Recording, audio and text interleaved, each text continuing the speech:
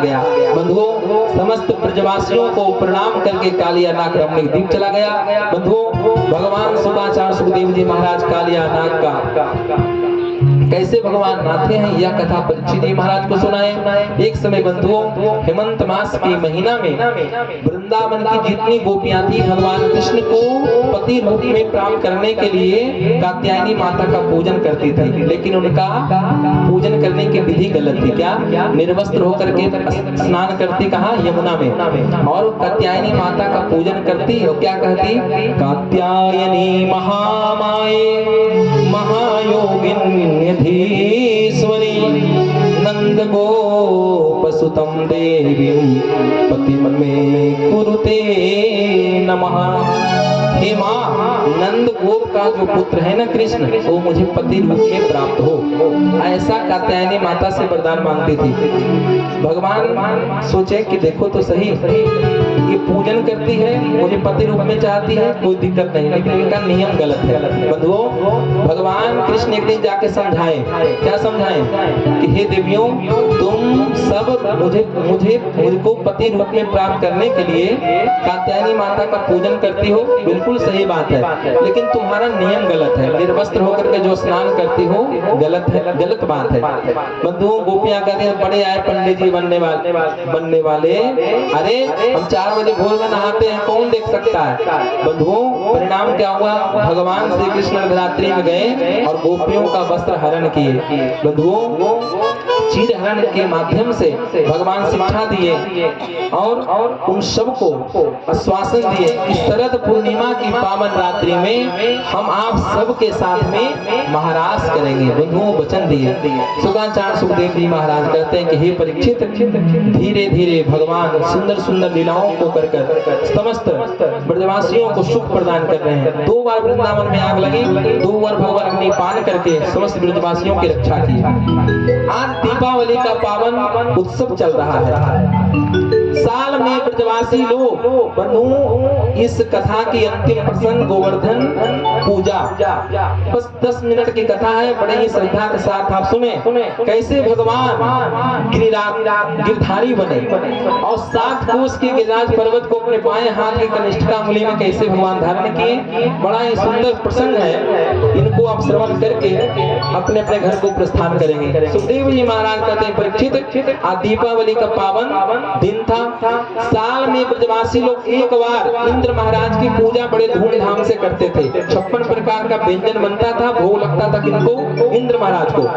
आज वो दीपावली के दिन सुंदर व्यंजन नाना प्रकार का बन रहा था। भगवान श्री कृष्ण गए, 7 वर्ष के कन्हैया गए कहा? मैया के पास में। मैया मैया मैया, मुझे एक पकौड़ी दे दे मैया।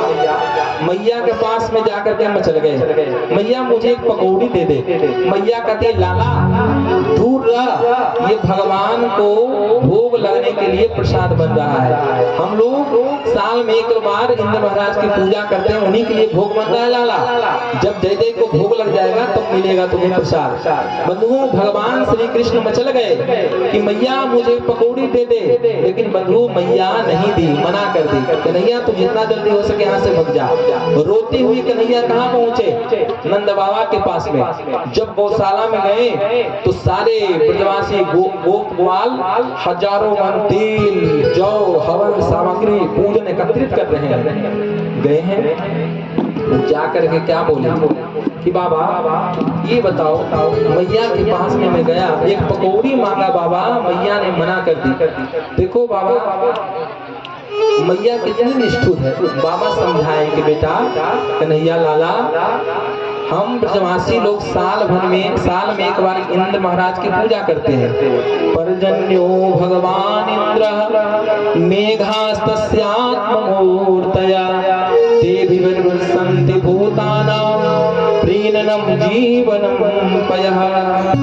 हम ब्रजवासी लोग साल में एक बार इंद्र महाराज की पूजा बड़ी धूमधाम से करते हैं और उन्हीं की कृपा से मनचाहा बारिश होती है, हमारे खेत में हरियालियां होती हैं, हम लोग को मनचाहा अन्न मिलता है। नंद बाबा के वचनों को सुन करके भगवान कृष्ण कहते हैं, कौन कहता है बाबा कि इंद्र करता है बारिश? बाबा कोई किसी को कोई नहीं सुख दुख कर दाता, निज कृत कर्म भोग सोम भ्राता। सब जीव अपने कर्म के अनुसार सुख पाते हैं, सब जीव अपने कर्म के अनुसार दुख पाते हैं, कोई किसी को नहीं खिलाता है बाबा। बंधुओं, भगवान सुंदर वचन में कहते हैं क्या? कर्मण जायते जंतुर कर्मणैव विलीयते, सुखम दुखम भयम क्षेमम कर्मणैवाभिपद्यते। बाबा अभी अभी आप बोले कि इंद्र महाराज बारिश करते हैं तब जाकर के हमारे खेतों में हरियालियां होती है, हमें अन्न धन मिलता है बाबा।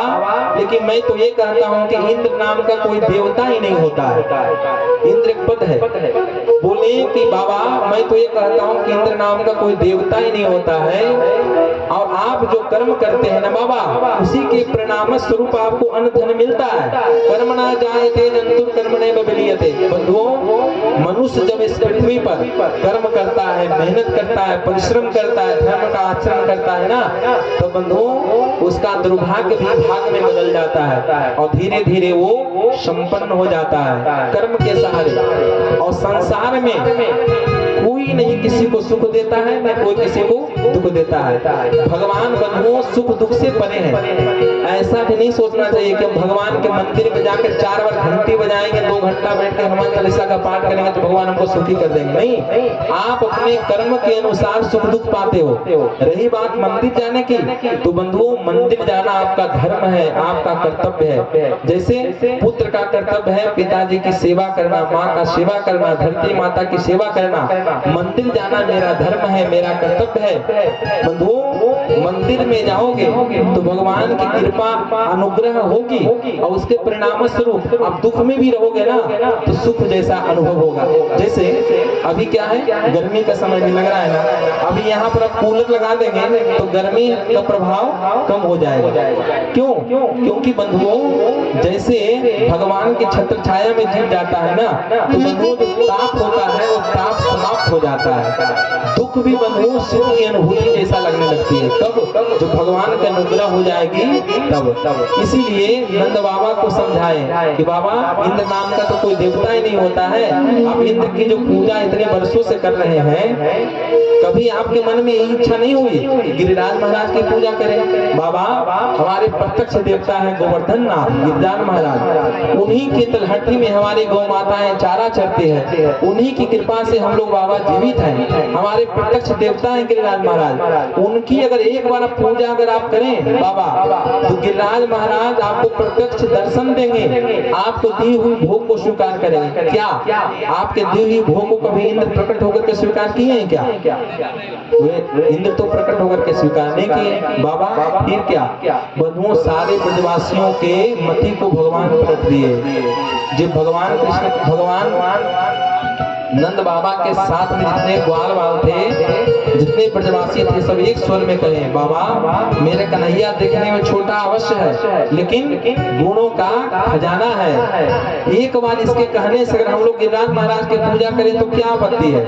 नंद बाबा प्रश्न करते हैं कन्हैया हम लोग तुम्हारे गिरिराज महाराज की पूजा अवश्य करेंगे, लेकिन तुम अभी क्या बोले कि क्या इंद्र नाम के कोई देवता नहीं होता है?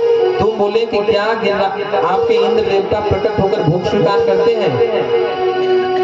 मैं बोला नहीं, मैं चाहता हूँ कि तुम्हारे गिरिराज महाराज के मैं पूजन करूंगा। हम ठहरे ब्रजवासी, हमें पूछाता जाता नहीं है, हमसे टूटी फूटी पूजा जैसे बनेगी तुम्हारे गिरिराज महाराज को स्वीकार करना होगा। बोलो स्वीकार है? भगवान बोले स्वीकार है। अगर हम भोग में कुछ भी व्यंजन परोसे, उस भोजन को गिरिराज महाराज को प्रकट होकर के स्वीकार करना होगा। बोलो स्वीकार है? भगवान बोले स्वीकार है। अगर इंद्र महाराज क्रोधित होकर के हम लोगों के साथ कुछ अभद्र व्यवहार किए तो गिरिराज महाराज को रक्षा करना होगा। बोलो स्वीकार है? भगवान बोले सब सर्व स्वीकार है बाबा। एक बार गिरिराज महाराज को पूजा तो करो, भगवान तो जान ही रहे कि सारे लीला तो हमें को करना है। जो भोग इंद्र महाराज के लिए बन रहा था वो भोग गिरिराज महाराज के लिए बनना प्रारंभ हो गया। बंधुओं सुंदर सुंदर व्यंजन बन रहा है। क्या क्या बना है? उस व्यंजन का नाम सुन लीजिए, कम से कम आप लोगों को मुंह में पानी तो आ जाएगा। खुरचन है खीर मोहन खिरसा और खुरमी खीर, खजला जलेबी कलाकंद बालूशाही है, मोहन थार मेवा वाटे, मठरी मसूर पाक, एक रसगुल्ला संग भुजिया सुहाई है, गठिया शक्कर पाले भुजिया नमकीन सेव, गठिया शक्कर पाले भुजिया नमकीन सेव, लेकर के सामग्रियां परात में सजाई है। सुंदर नाना प्रकार के बंधुओं भोजन सामग्री व्यवस्थित हो गया। सब अपने अपने बैलगाड़ी में सुंदर सब सामग्री को एकत्रित किए और गिरिराज महाराज की पूजन करने के लिए जा रहे हैं। आइए हम भी गिरिराज महाराज के साथ पूजन कर, हम भी सब गोप ग्वालों के साथ में नंद बाबा के साथ में भगवान गिरिराज महाराज का पूजन करने के लिए चले। यहाँ सुंदर गिरिराज महाराज का बंधुओं पूजन होगा। एक बार प्रेम सुनिए गिरिराज महाराज की कि मैं तो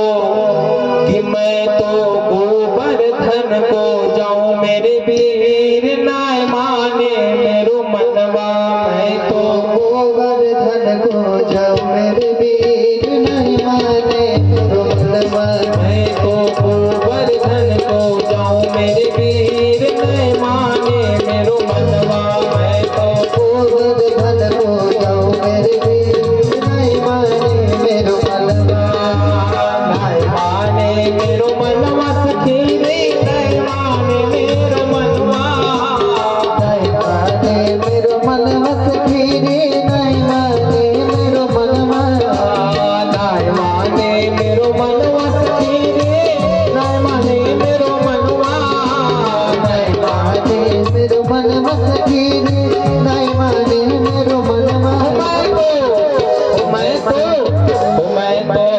गोवर्धन को जाऊं मेरे वीर नहीं माने मेरो मनवा, मैं तो गोवर्धन को जाऊं मेरे वीर नहीं माने मेरो मनवा। गिरिराज महाराज की जय हो। आप काली की सेवा करते हुए पीछे वाले भक्त हैं।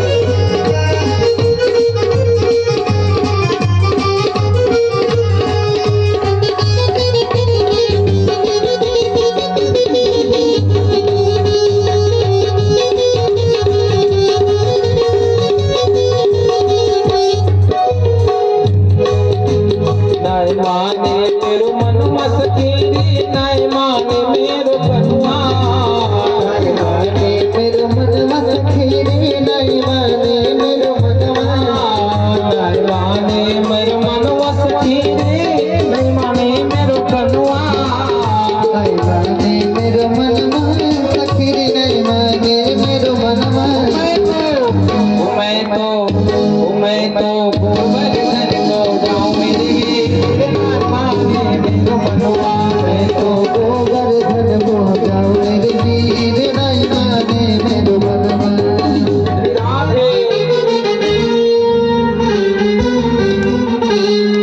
बोले गिरिराज महाराज की जय हो। बंधुओं सारे गोपी ग्वाल बाल सखा सब पहुंचे कहाँ? गिरिराज महाराज की तलहटी में।